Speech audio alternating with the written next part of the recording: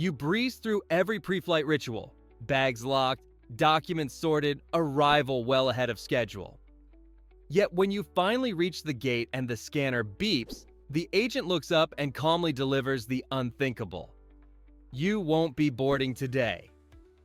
It feels surreal, but in 2025, this scenario is unfolding more often than ever, usually for reasons travelers never anticipate.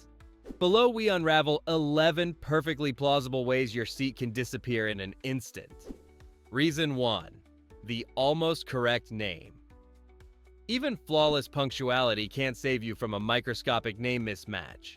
Missing a flight isn't always about being late. Sometimes it's about overlooking invisible tripwires in your paperwork. The most merciless of those? Your legal name. Picture the scene. Boarding pass in one hand, passport in the other, suitcase already in the hold. The agent scans, frowns, types, stalls. Then says, "Sorry, you're not flying." No fraud, no forged ID. Just a harmless-looking discrepancy. A forgotten middle name, a casual nickname, or a single letter nudged by autocorrect. Ask Rebecca Schulze, who booked as Rebecca Schulze while her passport read Rebecca Ann Schulze. One missing middle name turned check-in into a 5-alarm fire drill. Spot the error at home and most airlines will correct it after you send proof and pay a roughly $100 fee. Catch it at the airport and you'll be begging for a sympathetic agent armed with every form of ID you possess. TSA might still let you through on a good day, but the airline isn't obliged to follow suit. Bottom line, your name is the master key. Verify it twice or risk forfeiting the entire journey. Reason 2. A wounded or nearly expired passport. Suppose your name is pristine. You sail past security, grab a latte, stroll up to check in, only to have the agent slide your passport back with a gentle but final, "This won't work." One traveler returning from Thailand to the Netherlands held a valid passport with blank pages. Yet the cover was so tattered the staff deemed it unreadable. End result: flight canceled. Emergency passport required. In 2025, every crease counts. Torn corners, water stains, faded ink, even mild humidity warp can trigger denial.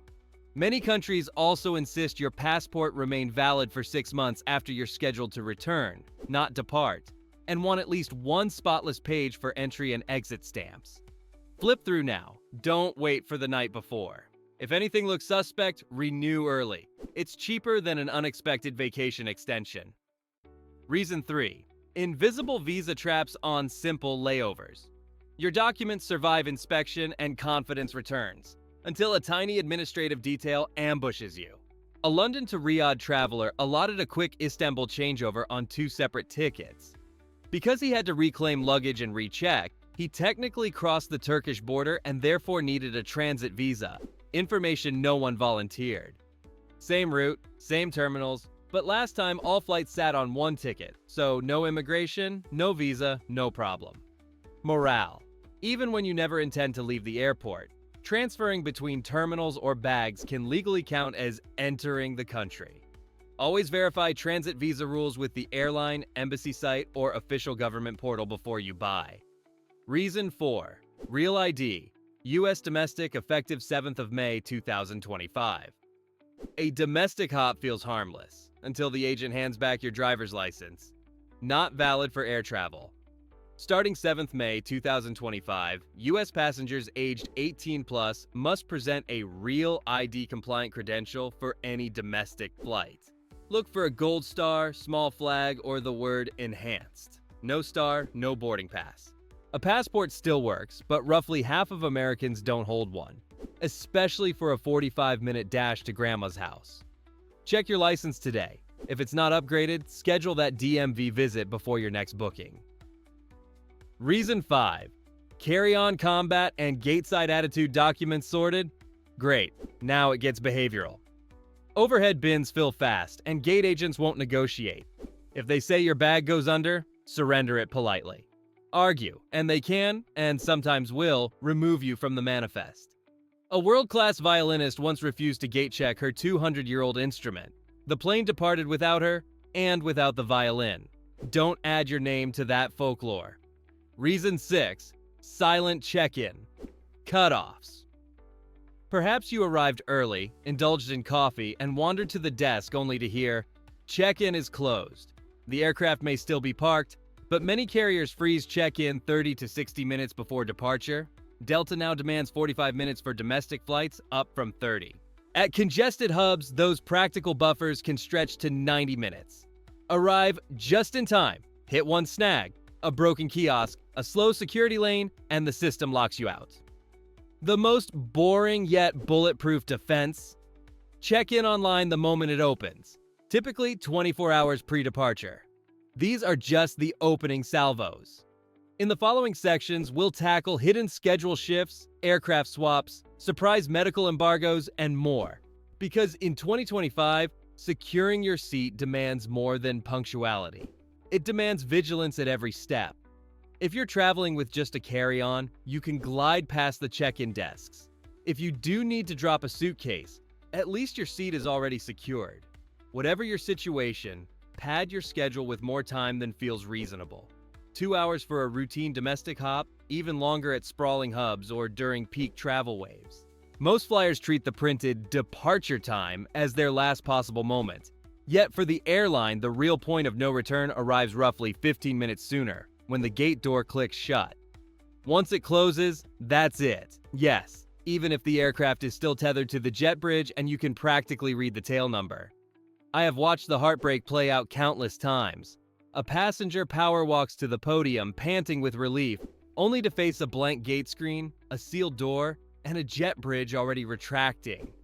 The loaders may still be throwing bags in the hold, but no one else is boarding. Some agents don't even wait for the official T-15.